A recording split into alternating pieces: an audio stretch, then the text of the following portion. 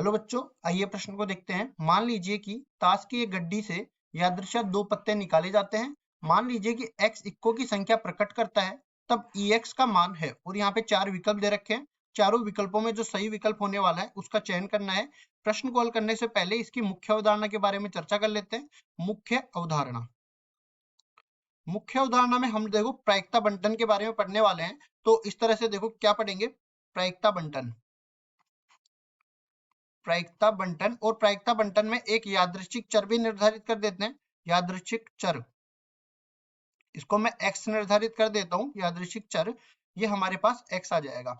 अब उसके बाद में देखो हम क्या करते हैं, यादृच्छिक चर का ऐसा मान निकालेंगे जो अधिकतम और न्यूनतम के बीच में हो। जैसे यहाँ पे मैं बोलूं कि ताश की गड्डी से दो पत्ते निकल रहे हैं, मतलब कि ये जीरो से तो बड़ा या जीरो के बराबर होना चाहिए, और जो अधिकतम है उससे छोटा या उसके बराबर होना चाहिए। तो x जो यादृच्छिक चर है उसका मान जीरो से बड़ा या जीरो के बराबर और दो से छोटा या दो के बराबर होना चाहिए। इस तरह से मैंने प्रश्न को देख के बता दिया है। अब उसके बाद देखिए यहाँ पे प्रायिकता बंटन इसका निर्धारित करेंगे तो सारी घटनाएं हम लोग लेने वाले हैं जो यादृच्छिक चर में आने वाली है। तो देखिए साथ ही साथ हमारे पास जो ex है, ex इसकी माध्य या प्रत्याशा को निरूपित करता है। इसका मतलब ये है कि ex का मैं सूत्र बताऊंगा इस तरीके से, सिग्मा सिग्मा और यहाँ पे आ जाएगा x मतलब यादृच्छिक चर, और यादृच्छिक चर के संगत प्रायिकता। ठीक है, इनके गुणनफल के योगफल को हम लोग माध्य या प्रत्याशा बोलते हैं। तो आगे बढ़ते हैं और इसको सरल करते हैं। सबसे पहली चीज हम लोग यहाँ पे प्रायिकता बंटन निर्धारित कर देते हैं। प्रायिकता बंटन में देखो यहाँ पे x लिखूंगा मैं, और यहाँ पे मैं px लिखूंगा, इसके संगत प्रायिकता। तो देखो x का मान 0 हो सकता है, x का मान 1 हो सकता है, x का मान 2 हो सकता है। इसको मैं समझा भी देता हूँ। देखो क्या हो रहा है, एक ताश की गड्डी से दो पत्ते बाहर निकल रहे हैं, और x क्या मान रहा हूं मैं, यादृच्छिक चर को मैं यहाँ पे निर्धारित कर देता हूँ। ये किसके बराबर है, इक्को की संख्या। ठीक है, इक्को की संख्या मतलब कि दो पत्ते निकाले, और दोनों पत्तों में ये भी हो सकता है कि दोनों इक्के ना हो, दोनों पत्तों में ये भी हो सकता है कि एक इक्का हो एक इक्का नहीं हो, और दोनों पत्तों में ये भी हो सकता है कि दोनों इक्के हो जाए। तो इसमें हम देखेंगे कि दोनों इक्के नहीं हो, मतलब इक्को की संख्या 4 होती है, और इक्को की संख्या को हटा दे तो ताश की पत्ती में 48 पत्ते बच जाते हैं। तो यहाँ पे पहला पत्ता भी इक्का नहीं है, मतलब 48 बटा में 52, दूसरा पत्ता भी इक्का नहीं है, मतलब 48 बटा में 52, ये बन गया। अब देखो इसको थोड़ा सरल करके लिखेंगे तो ये 12 बटा 13 बन जाएगा। और इसी तरह जब इक्का निकलता है तो 4 बटा 52 बनता है, उसको मैं 1 बटा 13 के बराबर लिख सकता हूँ। तो देखो सीधा ही मैं इसको हटाता हूँ और 4 से काट के 12 बटा 13 में लिख देता हूँ, मतलब हर इनका 13 बना देता हूँ। तो ये बन जाएगा 12 बटा 13 गुणा में 12 बटा 13। इसी तरह जब एक पत्ता निकलता है तो देखो ऐसा भी हो सकता है कि पहला पत्ता इक्का हो, और ऐसा भी हो सकता है कि दूसरा पत्ता इक्का हो।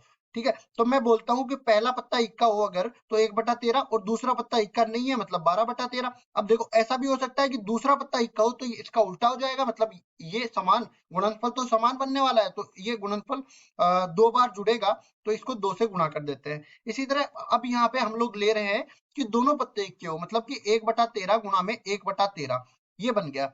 अब इसको हल कर लेते हैं आगे चल के। तो ये अपने पास क्या बन जाएगा, देखो इसको मैं सीधा सा x बराबर 0, x बराबर 1 और x बराबर 2 पर हल कर रहा हूं। तो px का मान क्या मिल रहा है यहाँ पे, ये अपने पास बन जाएगा 12 गुणा 12 144 बटा में 169, 144 बटा में 169, ये बन गया।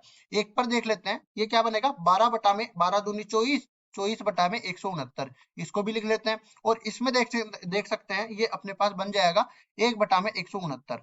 ठीक है, ये अपने पास आ गया प्रायिकता बंटन। अब निकालते हैं प्रत्याशा इसकी। तो प्रत्याशा का मैंने सूत्र बताया था, ex बराबर में x गुणा में px, और जितने भी मान है ना उन सबका योग। ठीक है, तो ex बराबर में बन जाएगा, जब मैं x बराबर 0 लेता हूं तो 0 के संगत इसकी प्रायिकता 144 बटा में 144 बटा में 169, प्लस जब मैं 1 लेता हूं x का मान तो इसके संगत प्रायिकता 24 बटा में 169, और इसी तरह प्लस में 2 गुणा में इसके संगत प्रायिकता 1 बटा में 169। अब इसको आगे सरल करते हैं तो यहाँ पे देखिए ये तो पूरा 0 बन जाएगा, इसको लिखते हैं तो ये 24 बटा में 169 बन जाएगा, इसको लिखते हैं तो 2 बटा में 169 बन जाएगा। अब इसके बाद में देखो हर समान है तो गाते हर समान है तो अंश जुड़ जाते हैं, तो 24 और 2 26 हो जाते हैं, और नीचे बन जाता है 169। अब देखो अंश में भी 13 का भाग जा रहा है और हर में भी 13 का भाग जा रहा है, तो इसको क्या लिखते हैं हम लोग, 13 में जब मैं 26 में भाग दूंगा तो ये 2 बन जाएगा, 169 में भाग दूंगा तो 13 बन जाएगा। मतलब जो माध्य या प्रत्याशा जिसको मैंने ex से निरूपित किया वो इसका मान आ गया 2 बटा 13 के बराबर, और यही हमारा उत्तर होगा। अब देख लेते हैं कौन से विकल्प में 2/13 है। डी विकल्प में, तो डी विकल्प बिल्कुल सही उत्तर हो जाएगा। आशा करता हूँ ये सवाल आपको समझ में आया होगा। धन्यवाद।